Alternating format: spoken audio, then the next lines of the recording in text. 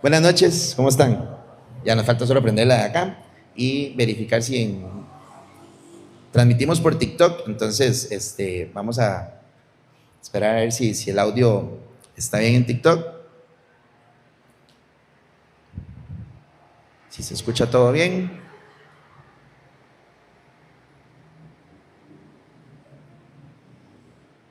Ahora sí, ¿que estamos ahí? Sí, ok, perfecto. ¿Cómo le va? ¿Todo bien? Buenas noches. Bueno, bueno, primero que todo, darle gracias a Dios, a las personas que se conectan, a todos los que nos están viendo en San José y bueno, y fuera de Costa Rica. Muchísimas gracias por conectarse. Estamos desde San Ramón de Alajuela. Hoy es sábado, ¿qué estamos hoy? 26, 25, sábado 25. Y bueno, le damos la gloria a Dios por estar acá y vamos a compartir. Quiero transmitirles lo que creo humildemente. Dios me dijo que les comentara, que compartiera con ustedes. Y corría el año de 1945 aproximadamente. Era el año de 1945, más o menos, en una ciudad de Virginia, Estados Unidos. Un joven llamado Desmond Doss se había enlistado en las fuerzas del ejército de los Estados Unidos para combatir contra Japón, contra los japoneses, en una guerra que duró bastante tiempo, pero que principalmente se desarrolló en el área llamada Okinawa. Okinawa es conocida, para los que somos fiebres de las películas, por Karate Kid. El señor Miyagi era de Okinawa. Y de hecho en Karate Kid 2 visitan Okinawa y de hecho las imágenes es de los aviones de estadounidenses, porque ya había pasado la guerra. Pero lo curioso de esto es que este chico, Desmond Doss, en ese momento ya poco mayor, ya un joven adulto, antes de eso, en una etapa de su vida, él crece en la palabra de Dios, él crece en el Evangelio. Él crece en el Evangelio con convicciones cristianas firmes de la denominación adventista. Ellos son del séptimo día, por ende descansan el sábado y tienen algunas reglas 100% humanas, pero que definen su denominación. Desmond tiene un altercado con su hermano. El papá de Desmond fue excombatiente de guerra, pero también alcohólico, y alcohólico vencido por el vicio, al punto de la frustración. Entonces él golpeaba a los hijos constantemente, y los chicos, tanto él como su hermano Al, crecieron en un ambiente pues un poco con violencia, bastante violencia, cuenta él. Y de hecho él cuenta que el papá le pegaba porque era de día y le pegaba porque era de noche. Cualquier situación era buena para golpearlo, para maltratarlos, porque había caído, producto de la depresión de la guerra, había caído en las garras del alcohol, y eso pues le afectaba bastante. En una de las luchas con su hermano, donde están golpeándose, él, en la biografía, de hecho fue hecha película, se las recomiendo, él golpea al hermano con un ladrillo. Asustado porque lo dejó inconsciente en el suelo, creyó que lo había matado. Y una de las reglas, que aparte que es un mandamiento, los adventistas lo tienen en una imagen que tienen ellos con algunos mandamientos y algunos señalamientos, dice: no matarás. Y el golpe que le dio a su hermano lo impactó tanto que él se quedó viendo el rótulo donde Caín mató a Abel. Dentro de la imagen hay una imagen de Caín y Abel, y la parte del versículo donde dice no matarás. Y él, siendo un niño de 9 años, 10 años, se queda viendo la imagen inamovible, llorando porque pensó que había matado a su hermano. El padre obviamente llega a ejercer el castigo sobre él, pero la mamá lo impide porque ve el impacto del chico, donde está la imagen donde dice no matarás, y él hace un juramento como niño de cumplir ese mandamiento. Años después, en la etapa de juventud, el padre, producto del alcohol que lo consume tanto, llega al momento de golpear, ya un momento donde va a golpear a su esposa, a la mamá de ellos, y tiene un arma. Desmond, siendo ya un adolescente, y irrumpe en el cuarto, obviamente donde ve que están golpeando a la mamá, eso él no lo va a permitir, y se va, abalanza contra el papá y se oye un disparo. No mata al papá, la bala sale, hay un grito fuerte, él ve el arma, la suelta y él hace un juramento de nunca más tocar un arma en su vida, nunca más.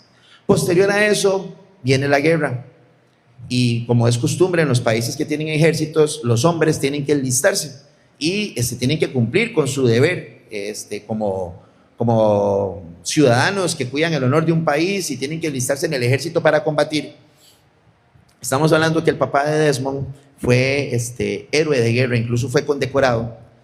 Y el hijo, uno de los dos hijos, llega con su uniforme de militar del ejército.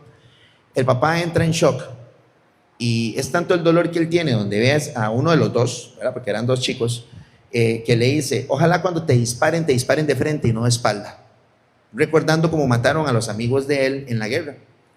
El muchacho se va, pero lo que más lo golpea a él es cuando Desmond también se enlista en el gobierno y se enlista para pelear, para ir a luchar a la guerra y defender a los Estados Unidos de los japoneses y toda la situación real que se estaba dando en 1945. Pero Desmond va con una premisa muy clara: él no va a tocar un rifle, él no va a disparar, él no va a matar a nadie. Él quiere enlistarse y defender a su país como un médico de combate del ejército. Él no va a portar un arma, él no va a matar, él no va a disparar. Cuando él llega al campamento donde está el ejército, donde están todos los chicos que donde están preparando los batallones para ir a la guerra, es donde él comienza a recibir las más grandes pruebas a su fe, las más grandes pruebas a sus creencias, las más grandes pruebas a las convicciones a las que él está aferrado, porque él es creyente y él dice, yo no voy a matar, pero vas para la guerra y en la guerra mueren personas. Y no es asesinar, como le dice uno de los generales, estás defendiendo tu vida y en defensa de tu vida no estás asesinando, te estás cuidando y estamos defendiendo el honor de nuestras esposas, de nuestras madres, de nuestros hijos y de nuestro país. Y él dice, aquí hay un error porque yo no voy a tomar un rifle, yo voy como un médico combatiente. El tema es que muchos de los médicos combatientes, al estar en un frente de batalla, tienen pistolas y tienen que defenderse porque donde están levantando heridos puede venir alguien del ejército contrario y tienen que disparar para cuidar esas vidas que están ahí. Mas él dice, yo no voy a tomar una pistola, no voy a tomar un rifle, yo no voy a matar, yo soy un objetor de conciencia. En ese tiempo, el objetor de conciencia era una persona firme a sus convicciones y nada lo movía de las convicciones que él tenía. Por eso se le llamaba objetor de conciencia. Y él estaba firme en que él no se iba a mover de su creencia, lo cual tanto el general, el sargento, como sus compañeros que se estaban preparando para la batalla, se creían o sentían que él los estaba haciendo menos porque él se sentía superior a ellos por la fe que tenían. A él le dicen que lo van a sacar del ejército y él dice, no, yo me enlisté.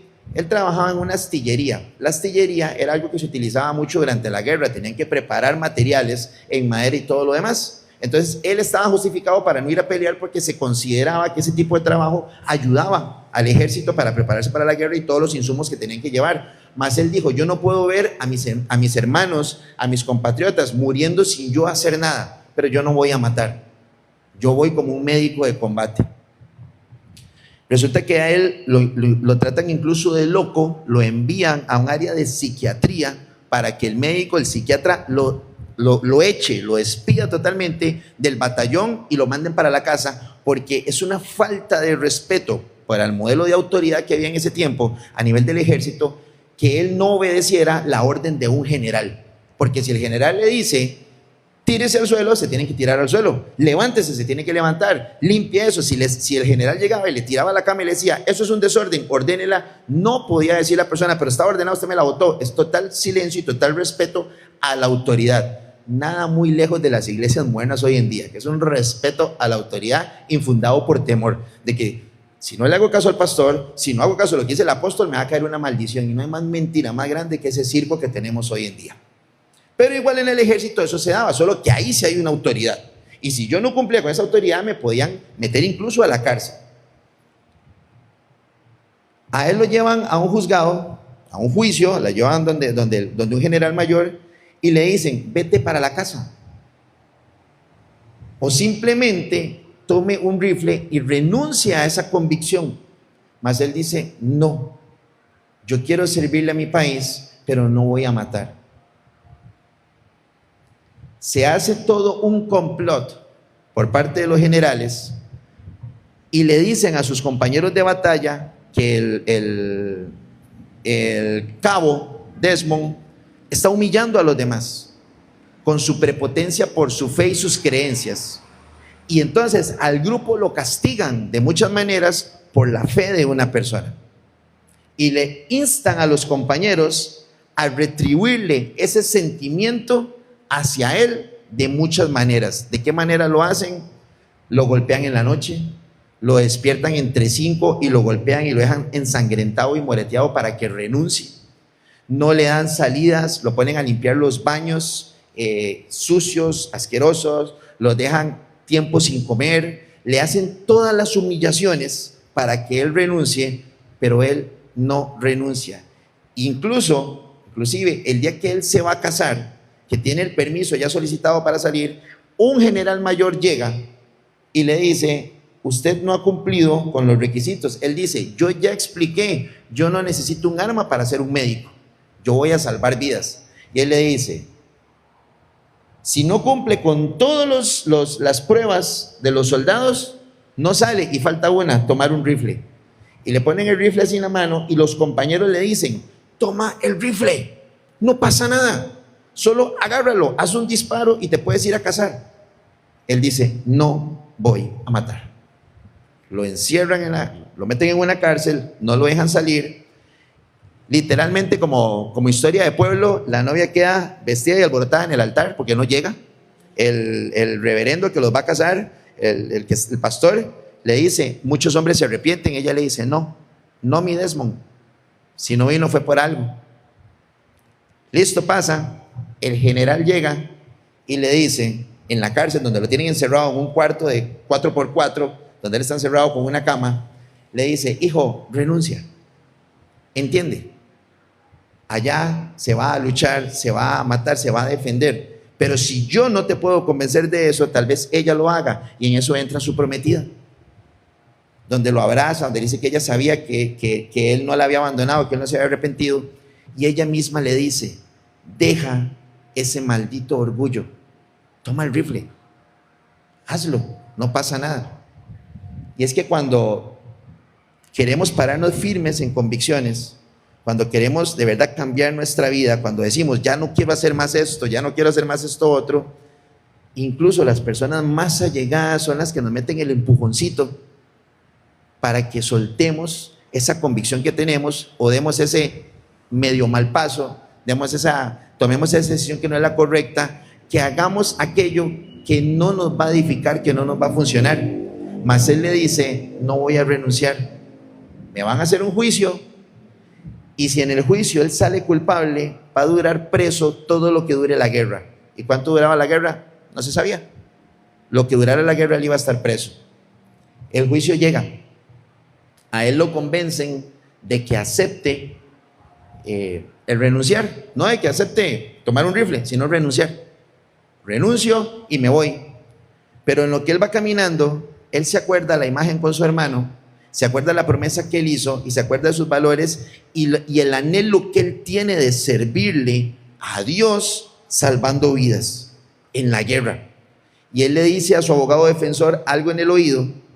El abogado se queda así, el juicio está ahí al frente, está el general mayor, están los que lo acusan, él está con la cara moreteada porque lo han golpeado, o sea, lo han maltratado. Y le dicen, soldado Desmond, se declara culpable. Y él dice, no. Todos se sorprenden. ¿Por qué no? Si eso ya estaba acordado. No, porque yo tengo derecho a servir, tengo derecho a luchar, tengo derecho a rescatar y tengo derecho a mantener mis convicciones. Estoy preparado para dar mi vida por el país y por mis hermanos, pero no voy a tomar un arma y no voy a disparar. La escena es muy impactante porque hasta donde muchas veces nosotros hemos cedido a nuestras convicciones, a nuestras creencias por presiones externas, ya sea de personas cercanas o no cercanas o de la misma sociedad en la que estamos hoy en día, que es, a mi criterio, a mis 47 años, es una de las peores etapas de la sociedad en la que estamos viviendo. Sucia, llena de presiones, superficial, que cansa, que hostiga, que presiona para que hagamos lo que no es correcto, para que cedamos a muchas cosas. A mi criterio de Joseph Murillo, yo considero que estamos, porque todo el mundo dice, es que siempre, mi papá siempre va a decir que mejor fue la época de los 60s. Y cuando yo estaba en los 80s, la música mía era la música del diablo y la música espantosa y los malos gustos. Y eso va pasando de generación en generación. Ahora uno dice, no, pues que esa música que están escuchando, y entonces ya sueno como mi papá, porque cuando él tenía 30 y resto y yo estaba en el colegio, ya está con esa música del diablo que suena. Y eso dicen ahora los papás con la música de ahora, y eso va a seguir pasando porque eso es de generación en generación. A mi criterio, a pesar de que eso es muy normal y eso sucede, yo creo que vivimos en una de las etapas más tristes de la sociedad como seres humanos, donde redes sociales que yo estoy usando ahorita para comunicarme con tantas personas que están ahí conectadas, por sábado son más de 300 personas las que se conectan, ese mismo tipo de redes son las que se usan para denigrar, para señalar, para matar, para insultar, para estafar, para dañar. Vivimos en una de las peores etapas de la sociedad. Y en este caso, este chico se mantiene firme a sus convicciones, pero curiosamente su padre llega con una carta, irrumpe en la sala y la entrega al general. Y en la carta viene firmada por el mero del gobierno de los Estados Unidos, donde dice que la Constitución de los Estados Unidos no le impide a él servirle al país y no le impide no tocar un arma, que tiene derecho, y por ende puede empezar su capacitación como médico para servir en la guerra, y se va para la guerra. El tema de la guerra es complicado. Nosotros no sabemos lo que es eso, porque aquí en Costa Rica el ejército fue abolido en 1948 por Pepe Figueres, pero conozco personas fuera de Costa Rica que cuentan lo nefasto que es el tema de la guerra. El ver películas como Rescatando al Soldado Ryan y otras más que hay, y ver lo frío que es la guerra, los disparos, las muertes, los jóvenes que mueren, donde explotan las bombas, no debe ser nada agradable, no debe ser nada bonito. Pero imagínense a una persona con una Biblia en su bolsillo, porque él llevaba la Biblia aquí, que le dio ya en ese momento esposa, llegar a un punto de guerra. Y en ese tiempo en Okinawa había un lugar que se llamaba Hokuso Ride. Era un acantilado como, ¿cómo es que se llama aquí? El Peñón de Guacalillo, algo así, que la gente, bueno, yo nunca he ido, pero dicen que van, pero es así un coso, algo así, era Hokuso. Tenía unas cuerdas colgando de arriba hasta abajo. Los soldados, primero toda la armada tiraban un montón de bombas, eso reventaba, o sea, de hecho uno de ellos dice, nadie sobrevive a eso. Caían bombas que los tiraban los marines, la fuerza marina tiraba bombas y eso explotaba, y uno de los que estuvo ahí sin pierna y todo decía, no, ellos sí sobreviven, el ejército japonés. Cuando suben, llegan arriba y todo está así lleno de humo, neblina de las bombas que explotaron y seguían cayendo, sale el ejército enemigo y comienzan a disparar y comienzan a caer, y Desmond comienza a rescatar soldados. Para no cansarlos con la historia, porque es larga y les recomiendo ver la película, que es muy buena, el ejército de Estados Unidos tiene que retirarse porque están perdiendo al batallón de cientos de hombres, están perdiendo la batalla totalmente. Los vienen persiguiendo los chinitos, ¿verdad? Los japoneses los vienen persiguiendo, ellos están huyendo y viene el ataque de nuevo de los barcos de Estados Unidos para replegar la avanzada del ejército japonés. Todos comienzan a bajar, el general comienza a bajar, todos bajan, pero Desmond queda arriba porque él escucha una voz donde dice: médico, médico.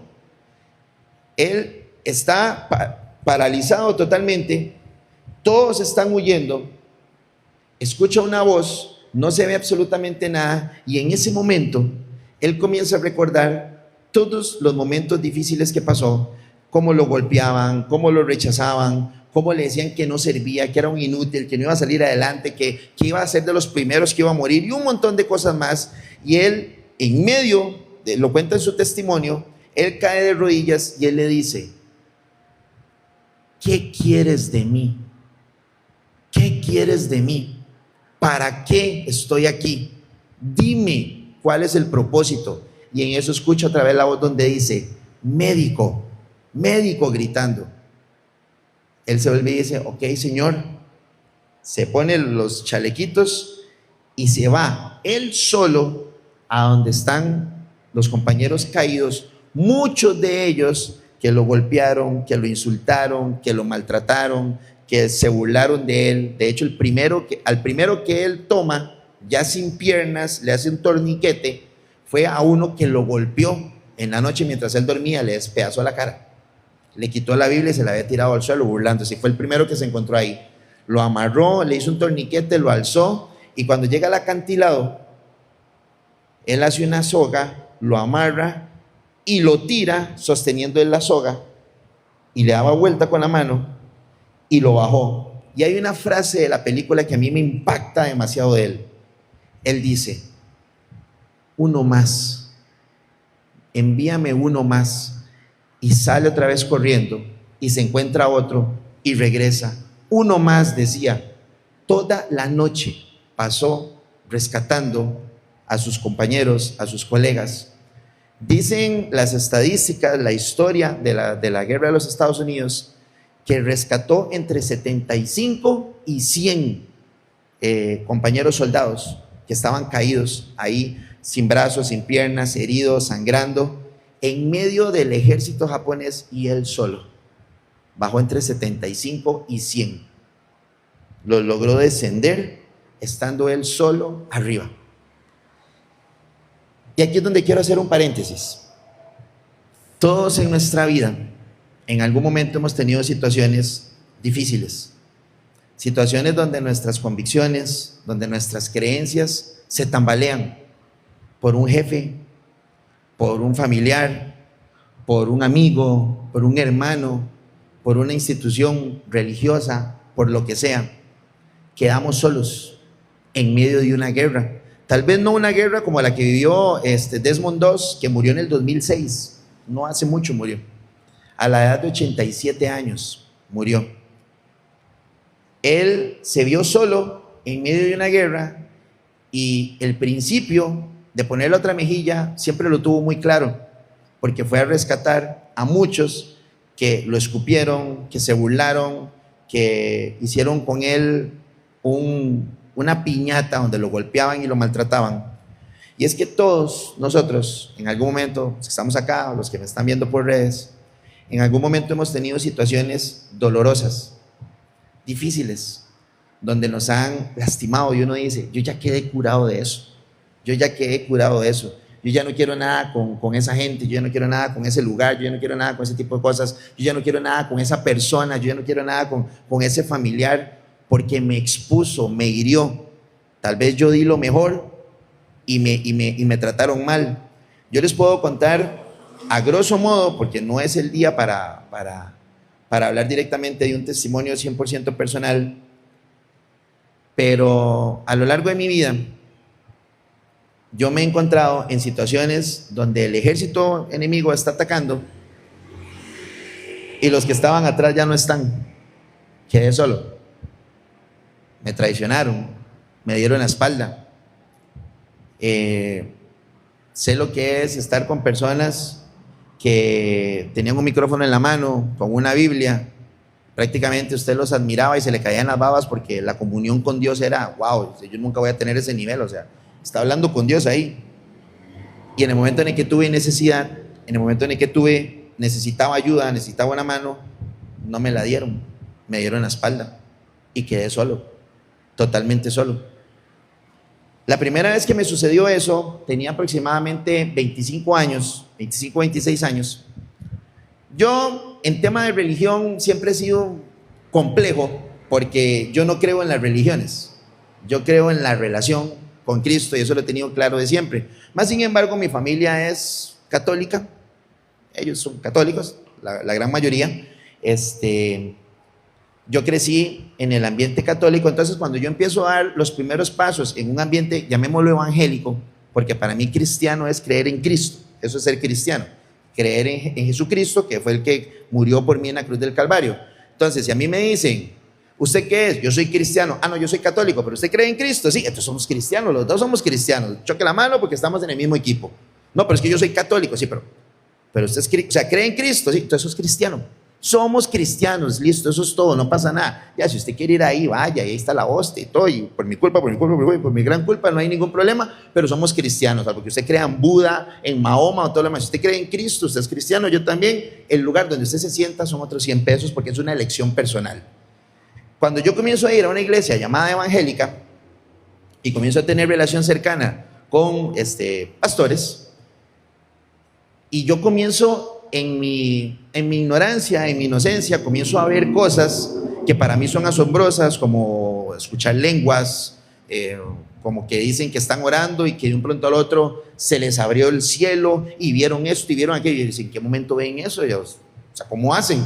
Yo decía, wow, esto es increíble. O sea, o se la están fumando muy verde o de verdad eso es un tema, porque ¿cómo hacen para hacer? Pues yo cerraba los ojos y luego llegaban y decían, y compartían su experiencia. Yo vi unos carros de fuego donde venían, sí, claro, yo vi una serpiente que se levantó y yo vi, y yo no vi nada.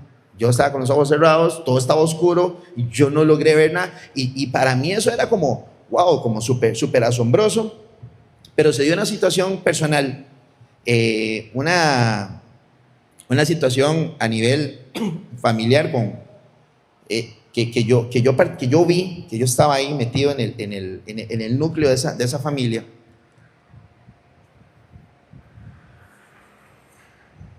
Y donde mis ojos vieron lo que hacían, lo que hablaban, lo que decían, lo que manejaban a nivel de efectivo, lo que hacían con el dinero y un montón de cosas más, yo dije, eso es un asco, eso es un asco. Y el daño que me hicieron a mí, yo me enojé con Dios. Estoy hablando de los 25 años. Yo me enojé con Dios, 23 años creo más o menos por ahí. Yo me enojé con Dios y yo dije, yo no quiero nada con esa porquería, me enojé. Pero el asunto fue que yo no me enojé con la estructura, me enojé con Dios y me aparté totalmente. Dios es un Dios terco. Ese fue el primer sermón que yo prediqué el 24 de enero cuando arrancamos este proyecto de Sin Paredes, la terquedad de Dios. Dios es un Dios terco porque si leemos la Biblia, principalmente todo lo que tiene que ver con el Antiguo Testamento, pasa amenazando al pueblo de Israel de todo lo que les va a hacer. Los voy a destruir, los voy a desvestir, les voy a quitar todo, los voy a matar, los voy a dispersar, los voy a dejar morir, se van a morir de hambre, los van a destruir. Pero basta con que solo uno de los profetas, de los que estaban ahí, dijeran, Dios, perdónanos, perdonados. Pero no lo vuelva a hacer. Y tiempo después, otra vez, él trata al pueblo de Israel de prostituta. Oh, prostituta Israel, que esto, palabras fuertísimas que uno actualmente las escucha y se queda así y los amenaza y otra vez, y son una generación de víboras y otra vez el profeta y el pueblo dice, Dios, perdónanos, y los vuelve a perdonar. ¿Por qué? Porque Dios es terco en amor. Ese episodio en mi vida pasa. Tiempo después encuentro a un amigo que yo sé que ve las transmisiones, Bernal. Don Bernal, Dios lo comienza a usar para trabajar en mis áreas de mi vida, sanar muchas cosas que yo no sabía de chiquito y un montón de cosas más. y yo vuelvo a empezar otra vez en los caminos de Dios y comienzo y continúo en esos caminos dentro del ambiente, llamémoslo evangélico, una vez más, al punto de que exponer la palabra ya lo hago con más frecuencia. Llego a ser pastor de jóvenes, una oportunidad que Dios me dio durante 6 años que estuve pastoreando jóvenes, predicando la palabra, pero vino una guerra, vino una tormenta, vino un problema, vino una situación que incluso llegó al punto de destruir una familia. Y en el momento de más necesidad, en el momento donde hay un soldado herido, en este caso su servidor, herido, muy herido, tirado en el suelo, necesitando del apoyo de los hermanos, de la estructura para la cual trabajaste, serviste, hiciste y un montón de cosas más. No llega ese soldado, ese cruzrojista, no llega a levantarme, sino que lo que encuentro es que es el enemigo el que está ahí. Estaba como Jorge Luis Pinto, durmiendo con el enemigo, dijo, cuando llegó de la Sele de Brasil. En lugar de levantarme, de restaurarme, de apoyarme, de arroparme, de decir, vamos, lo que recibí fue espalda, golpes, patadas, mentiras, rechazo y un montón de cosas más. Y yo quedé devastado, totalmente devastado. Pero yo decía, ¿qué es esto? Pero recuerdo que Bernal muy sabiamente me dijo, cuando vayas a hablar y veas la realidad de eso, da las gracias, bendice, sal por la puerta, sacúdete los pies, como le dijo Jesús a los discípulos, y no mires atrás, avanza. Y así lo hice. La respuesta me decepcionó, lo que escuché me hirió, me dolió, no me hirió, me dolió. Me levanté, di gracias, bendije, salí por la oficina, me sacó, literalmente me acuerdo que me sacó, pero en eso soy muy obediente. A mí el nutricionista me dice, vea, va a comerse una cucharadita de pinto con la mano izquierda y luego todo con la derecha. Y yo, ¿por qué? Porque eso te va a ayudar. Y me convence yo. Bueno, y luego sigo con la mano derecha. Me gusta obedecer cuando las cosas yo sé que me van a hacer bien. Y yo me acordaba de todo lo que Bernal me dijo y yo hice una oración y me fui. La diferencia fue que esta vez yo no me enojé con Dios. Yo entendí claramente que cuando hay hombres de por medio, todo puede fallar. Que lamentablemente, ahorita, hay muchas personas en la calle, donde usted vive, donde nosotros vivimos, hay muchas personas heridas, lastimadas, dañadas. Es más, utilizamos la palabra tal cual, asqueadas. ¿De qué? De la venta de milagros, de las manifestaciones, de los decretos, de los sobres con plata, de los carros, de la prosperidad, de los edificios, de los negocios a costa del bolsillo de los que están sentados en una silla. Están asqueados del famoso diezmo, de la famosa ofrenda que no se tiene que pedir, ni siquiera es bíblico que se pida. Y hay mucha gente herida, tirada por todo lado, tirada, que el enemigo los está buscando para... cuentan que el ejército de Japón en esa época, ellos se ceñían con los heridos y con los de la Cruz Roja. Matar a un médico de guerra era premiado. Vean qué nivel. Y una vez que el enemigo, en este caso los aliados y Estados Unidos retrocedía, ellos salían a buscar a los heridos y se ceñían en matarlos, en torturarlos. Les disparaban, les metían una lanza. Ellos les tenían una sed por destruir. Cuentan en la historia de esas guerras, principalmente en la que se dio en Okinawa en el 45. Y en ese momento tenemos muchas personas heridas por todo lado, dispersas, sin pies, sin manos, sin un montón de partes, heridas por una época en la que vivimos, donde muchos se les han olvidado sus verdaderas convicciones y lo que han hecho es, a través del amor al dinero, la prosperidad, los lujos, los carros y el estatus social, herir a mucha gente y herirla con la palabra, lamentablemente. Y pierden la fe o hemos perdido la fe en algún momento y nos alejamos del que menos nos tenemos que alejar, que es Dios.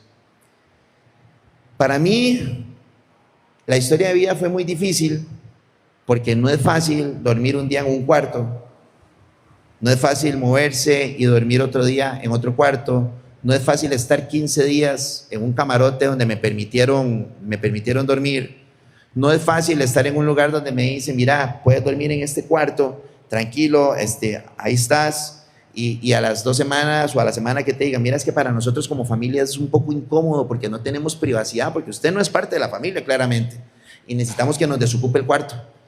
Y yo con una maleta negra, pero no la de Juanes, no la camisa negra, una maleta negra, buscando dónde dormir en un sillón donde solo me cabía la mitad del cuerpo, la otra parte quedaba afuera porque soy muy chiquitico, y levantarme todos los días, ponerme el uniforme del banco en el que trabajaba en ese tiempo, con corbata, con todo, con zapatos con un hueco debajo, con un hueco en la boca, una muela que tenía, o sea, que había perdido una muela con un hueco, sin tener dinero, e ir al banco a trabajar todos los días y que la gente ni siquiera tuviera la mínima noción de lo que yo estaba viviendo.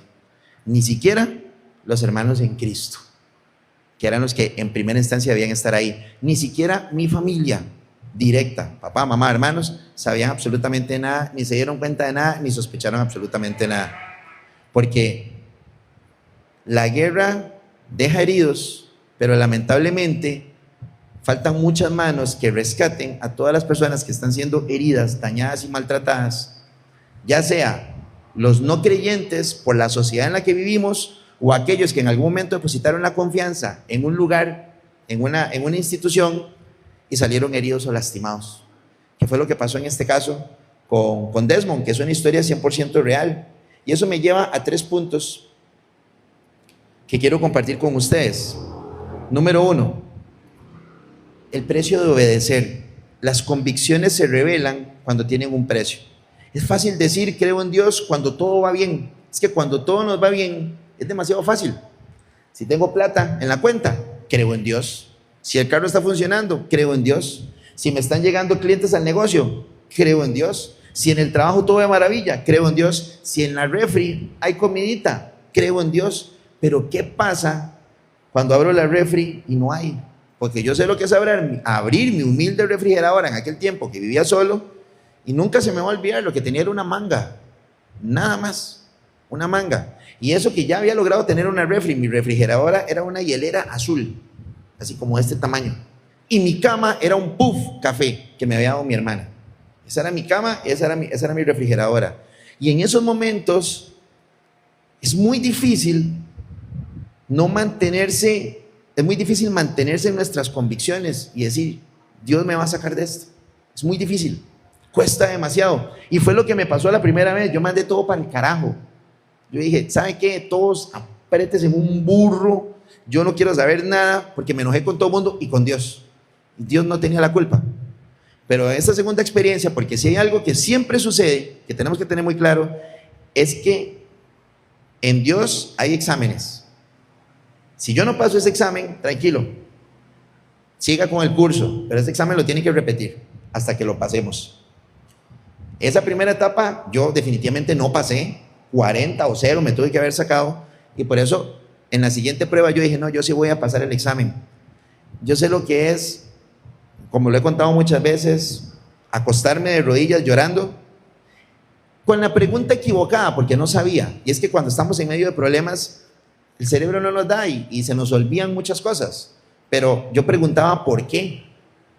Hasta que luego entendí que tenía que preguntar ¿para qué? Pero yo me acostaba, era la noche, yo llegaba del banco y llegaba a llorar a donde estuviera. Bueno, puede decir que llegaba a la casa hasta después de cierto tiempo, pero yo estuve prácticamente de 6 a 8 meses rodando por diferentes lugares, rodando, o sea, gracias a Dios nunca dormí en la calle, pero yo sé lo que es buses, idas y venidas largas, dormir en el bus, llega ese cuartito, en ese sillón, en ese camarote, en esa casita, rodando por todo lado. Duré como de 6 a 8 meses, y en el lugar en el que estuviera yo llegaba de rodillas a llorar y me despertaba en el suelo llorando. Pero mi oración siempre era: Dios, ayúdame, Dios, no me quiero soltar de ti, no me dejes, no me sueltes, no me quiero apartar de ti, no sé por qué está pasando esto, pero sé que va a servir, sé que va a ser. Estar en una cárcel, estar encarcelado sin haber hecho absolutamente nada más que me querían estafar 1.300.000 colones, estar en una cárcel sin comer, la cárcel con heces, porque el último que estuvo ahí hizo su gracia y lo dejó en la pared, en una banca de cemento, y yo lo único que hacía, lo recuerdo como hoy, es arrodillarme, y tras de eso, en un lugar demasiado caliente, Guanacaste, era un calor insoportable en esa cárcel de Santa Cruz de Guanacaste, y yo lo que hacía era arrodillarme y decir: Padre, yo los perdono, yo los perdono, yo los perdono, los perdono, no les deseo el mal, bendícelos, guíalos, protégelos, yo los bendigo, los bendigo, los bendigo, no quiero guardar odio, no quiero guardar rencor, no quiero pensar mal, no quiero desearles el mal, no quiero que pase. Eso era lo único que yo decía todo el tiempo que estuve preso. Y que me toquen la puerta de la cárcel y que una oficial me diga: usted ya comió, yo no sé ni qué hora es, no comió nada, y que me pasen un plato, así por una dijita que tienen, me pasan el plato, y eran sobros de comida lo que me dieron. Eso lo pudieron haber sacado de la basura, y lo hicieron de buena fe. O sea, un policía llegó de buena fe y me dio un plato eran sobros. Yo me lo comí como si fuera un Gordon Blue, una cosa así, o sea. Y cuando me dieron el fresco y me lo tomé, luego me quedo viendo el vaso, la basura, es sucio, pero yo me lo tomé y yo lo agradecí. Y yo me iba y me arrodillaba y yo le decía: los perdono, los perdono, los perdono, los perdono, porque es muy fácil bendecir cuando todo está bien. Es muy fácil decir creo en Dios cuando todo está de maravilla, pero es que así no cuesta absolutamente nada. De hecho, dice la palabra de Dios, porque ya hay, tal vez hay algún religioso que diga: uy, ni siquiera ha abierto la Biblia. Daniel 3, 17 y 18, no lo busquen, está en la pantalla, dice: nuestro Dios puede librarnos, pero aún si no lo hiciera, no serviremos a tus dioses. Eso lo dijeron los 3 jóvenes antes de que los pusieran en el horno de fuego. Ya ellos habían decidido que aunque los metieran en el horno de fuego y aunque Dios no los rescatara, ellos no iban a adorar a otros dioses. Su convicción era fuerte, era fuerte. Yo dije, como decía la canción que pusimos ahora al final, no quiero volver atrás. Yo de este examen yo lo gano, pero Dios no tiene nada que ver con lo que estoy viviendo ahora. Son decisiones humanas. Una persona decidió algo, la envenenaron por tal cosa, decidieron hacer esto. Son decisiones humanas, no es Dios, no es Dios. Las personas que hieren, que lastiman, que hacen daño, lo hacen porque quieren, porque son humanos. No es Dios el que dice: hazme un favor vos, va a agarrar ese infeliz y hacerle esto de parte mía. Dios no hace eso. O sea, todo lo que otras personas, los errores, las situaciones, Dios siempre está como el padre del hijo pródigo, asomándose a ver en qué momento vamos a venir a buscar nuestra casa, a buscar nuestro hogar, a ir donde el Padre que nos está esperando, no para señalarnos, no para juzgarnos, no para criticarnos, no, sino para decir: báñenlo, quítenle esa ropa asquerosa, báñenlo, vístalo, póngale en anillo y hagamos fiesta porque regresó a casa. Entonces yo dije: yo no voy a perder, no me voy a apartar de Dios por lo que están haciendo otras personas que notoriamente les hacía falta a Diosito en su corazón, pero eso es un trato de Dios con ellos. Yo lo único que tengo que hacer es bendecirlos y pedirle a Dios: Dios, sosténme. Cuando nuestras convicciones son puestas a prueba, es cuando nos damos cuenta qué tan aferrados estamos de Dios. Y no hay forma de darnos cuenta qué tan aferrados estamos a Dios hasta que no tengamos que pasar por el fuego, hasta que no tengamos que pasar por donde asustan. Hay una forma de evitar eso, pero desgraciadamente no todas las personas lo quieren aprender, y es aprender por la cabeza ajena. Pero somos tan tercos en ocasiones que nos dicen, no haga eso, no vaya por ahí, no siga en eso, tené cuidado con esas cosas, mira, cambia esta situación, y no nos da la gana escuchar porque nos encanta experimentar por cabeza propia. Pero si obedeciéramos lo que nos sugieren los apóstoles, si obedeciéramos lo que otras personas, si hay algo que yo tengo hoy en día que sí me ha costado y me costó mis dolores de cabeza, es que ahora ante cualquier situación X o Y yo busco un consejo. Yo tengo a las personas a las cuales les pido consejo, tengo mis mentores y les digo, mira, estoy pasando esta situación. Hay uno que me dice, gordo, ten cuidado, no hagas eso, mejor esto, yo, listo, ya él pasó por ahí, ya le dolió, fue muy duro, quiero aprender por la experiencia de él, no la mía, y aprendo, pero eso me tomó bastantes años lograr aprenderlo. Si me lo hubieran dicho más antes, si yo hubiera abierto mi corazón más antes, tal vez me hubiera evitado muchos dolores de cabeza. Entonces el punto número 1 es que las convicciones se revelan cuando tienen un precio, cuando me faltan las cosas, es cuando yo tengo que decir, Dios, aquí vamos, usted a mí no me suelta, usted está conmigo, usted prometió estar conmigo y yo creo y yo estoy firme y yo voy a salir adelante porque estás conmigo. La número 2, las convicciones no cambian el mundo con violencia, sino con servicio.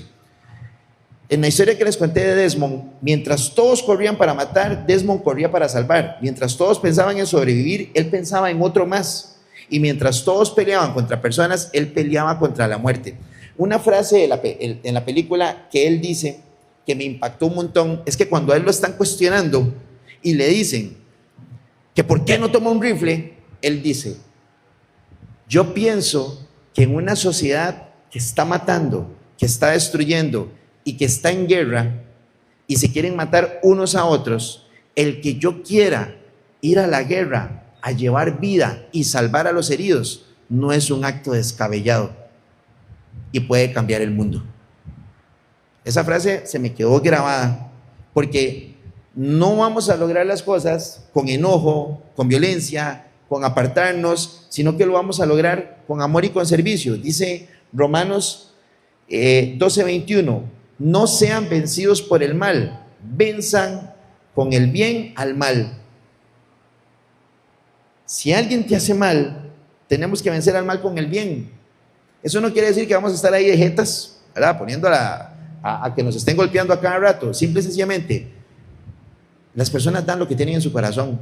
Eso es todo. Si alguien anda haciendo mal, es porque eso es lo que tiene en su corazón. Yo no tengo que pagar mal con mal. Ojo por ojo, diente por diente, eso pasó, eso ya fue.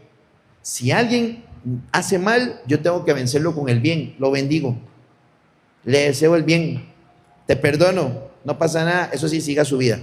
Hay casos en los que hay que decir 3 metros 15, ya pasó, todo bien, nos damos la mano, Dios te bendiga, siga adelante, no más. Y ahí guardo distancia. Y hay casos en los que tal vez, depende de la situación, pues toque continuar, pero ya con cierto cuidado, para no volver a tropezar con la misma piedra. El punto es que no tenemos que vencer al mal con el mal, no tengo que sacarme el clavo. Dice la palabra de Dios, mía la venganza, dice Jehová. Yo tengo que dejar todo en manos de Dios. Y si hay algo que yo digo, es que ojalá algunas personas no tengan que pasar por lo que yo pasé, no se los deseo. Quedarse sin trabajo, que te dejen sin trabajo de la noche a la mañana, perder tu casa, perder tantas cosas por una maldad. Yo le he dicho a Dios claramente, Dios, yo no quiero que esas personas pierdan su hogar, pierdan su trabajo, se queden en la calle como me tocó a mí, porque a mí me sacó Dios adelante, pero hay muchos que al perderlo todo se le ponen enfrente a un bus, ponen se ponen una soga y se guindan de una cercha, o simplemente agarran una pistola y hasta ahí llega su vida. No todos tienen la fortaleza, no todos tienen no todos están agarrados de Dios o tienen esa seguridad. Muchos toman decisiones fatídicas cuando se presentan situaciones difíciles. Entonces, mi oración siempre es, ojalá no tenga que pasar por ahí, pero no ese, ojalá no tenga que pasar por ahí, que uno se lo está deseando, al final uno quiere que de verdad le pase, no, sino que de verdad, o sea, ojalá no tengas que pasar por ahí, ojalá eso no te suceda, esto que yo pasé es muy duro, ojalá esa persona no lo tenga que vivir, venzo al mal con el bien. Te deseo el bien y sigo adelante. Y dice Marcos 10:45, porque el Hijo del Hombre no vino para ser servido, sino para servir. Fuimos llamados para servir, fuimos llamados para ayudar. Y el punto número 3 es: las convicciones nacen en lo secreto, no en el campo de batalla. Las grandes decisiones públicas son el resultado de miles de pequeñas decisiones privadas. Dice la palabra de Dios que lo que nosotros lo que hagamos en secreto, Él lo va a recompensar en público. Y las batallas más fuertes que logramos ganar, antes las hemos ganado en secreto. En el secreto las hemos ganado. Las grandes decisiones que tomamos son pequeñas decisiones en privado. No voy a hacer esto, no voy a repetir esto. Y cuando se presenta la situación, obtengo la victoria porque ya lo luché en lo privado. Eso es como ahora la moda que se da, que van y van a bendecir a alguien y la foto, donde le están dando la comida, donde le están llevando plata, donde le están llevando la ropa. La Biblia dice claramente que no se pone a mano lo que hace la otra. Eso es todo. En el momento en el que si yo le llevo un diario a una familia, selfie, hashtag, Facebook, Instagram, TikTok, Threads, WhatsApp, ya eso perdió su valor. Yo tengo que bendecir. Y lo que hagas en secreto, yo lo recompensaré en público. Lo que hagas por uno de mis pequeños es como si lo hicieras para mí. No tengo que andar buscando el reconocimiento de las personas. Lo único que tengo que hacer es lo que Dios me pidió hacer. Y esas batallas se ganan en lo secreto. Y son pequeñas victorias que vamos logrando. Nunca vamos a lograr las cosas de la noche a la mañana. Son pequeños pasos. Un paso a la vez. Un paso a la vez. Dice la creencia del Tao, que es oriental. Ellos dicen que tenemos que ser como el río. Y en el Tao y en el Zen dicen que ponen como ejemplo siempre el río. Los maestros Zen y los maestros Tao dicen que el agua del río viene bajando y hay una piedra y no se detiene por la piedra, la rodea o la pasa.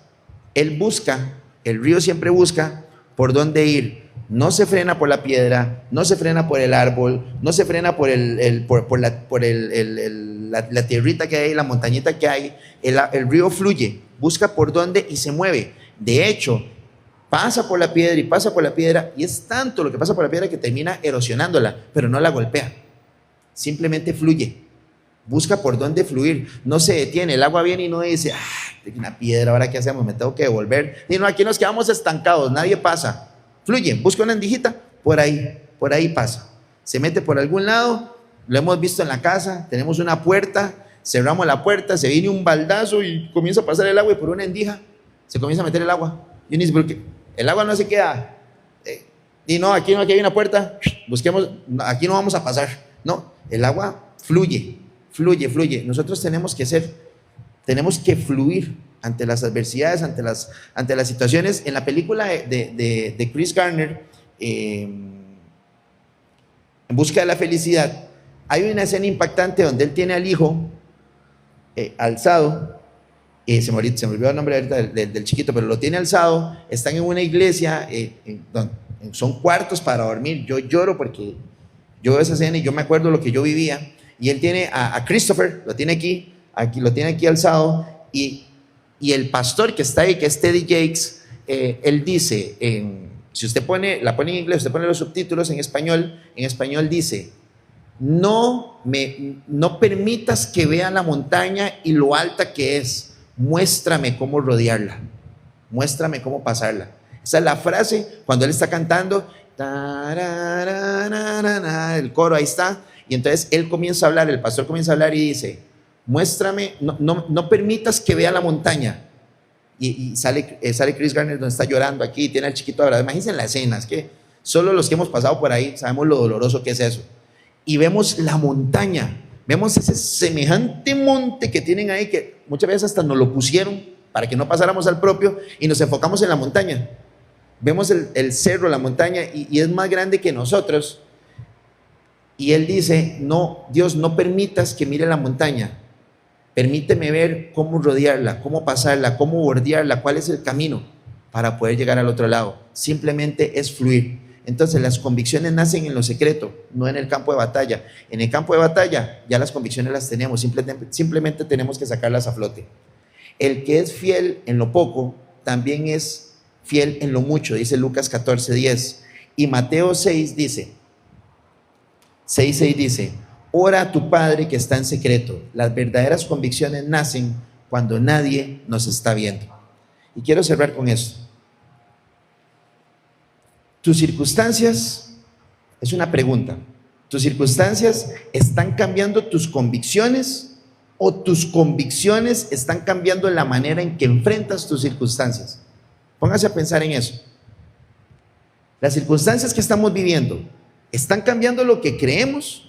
La escasez, el problema de dinero, que no nos está alcanzando, que el trabajo está feo, que perdí el trabajo, que no llegan clientes, o la enfermedad, o la familia, o lo que sea.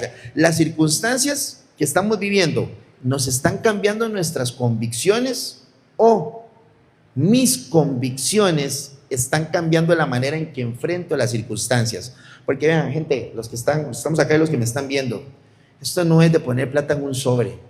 Eso es falso, eso es mentira, eso es robar. Eso no es poner plata en un sobre, o eso no es que usted pone 1,000 y Dios le va a dar 1,500, siempre hasta el 100 por uno, y todo ese montón de mentiras. Yo no puedo decretar, yo no puedo manifestar, yo no puedo arrebatar, yo no puedo derogar. Eso es yo, hombre,